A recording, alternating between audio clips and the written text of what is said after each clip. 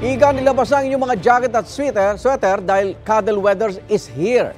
Live mula sa Antipolo, Rizal, sa unang balita ni EJ Gomez. EJ, may kayakap ka dyan?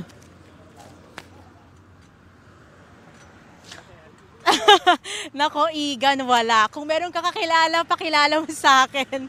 Good morning, no, Igan, at sa ating mga kapuso. It's official. Ramdam na po sa bansa ang simoy ng Pasko. Dahil po yan sa lamig na dala ng hanging amihan na opisyal nang nagsimula ayon sa Pag-asa. Pasado 3:00 ng madaling araw, nadatnan naming naghihintay ng pasahero si Tatay Carlito sa kahabaan ng sumulong highway sa Antipolo City. Ang biyahe niya nagsisimula ro ng 5:00 ng hapon hanggang 5:00 ng madaling araw. Umiiwas daw kasi siya sa init. Ngayong may kalamigan na ang panahon, ang puffer jacket niya ang partner niya sa pamamasada. Ramdam na po kaya nga naglalagay ako ng jacket agad kasi pag madaling araw malamig na.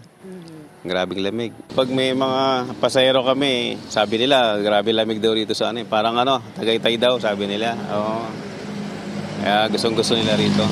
Ramdam din daw ang mas malamig na simoy ng hangin, sabi ng tinderang si Marites. Lalo't nasa gilid lang ng kalsada ng sumulong highway ang kanyang tindahan ng pasalubong. Malamig na ngayon. Nag-jacket nga ako Minsan may mga group of riders dito, mga nakamotor sila.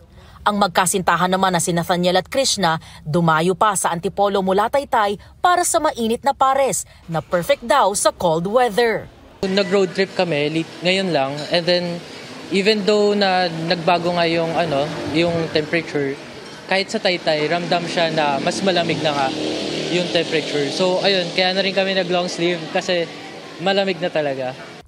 Opisyal nang inanunsyo ng Pag-asa ang simula ng amihan season. Magdudulot ito ng malamig na panahon sa malaking bahagi ng bansa na lalo pang mararamdaman sa mga susunod na buwan.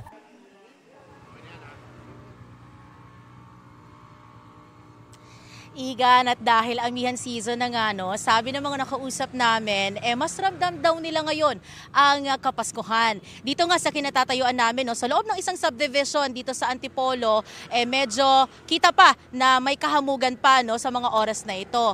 At kanina nga marami tayong nakita mga kapuso natin na mga nakasuot ng jacket at long sleeves. Yung ilan suot yan habang nagja-jogging. And I think it's just right and proper na tanungin ka rin, Igan. Ikaw ba may kayakap din ngayong malamig na ang panahon?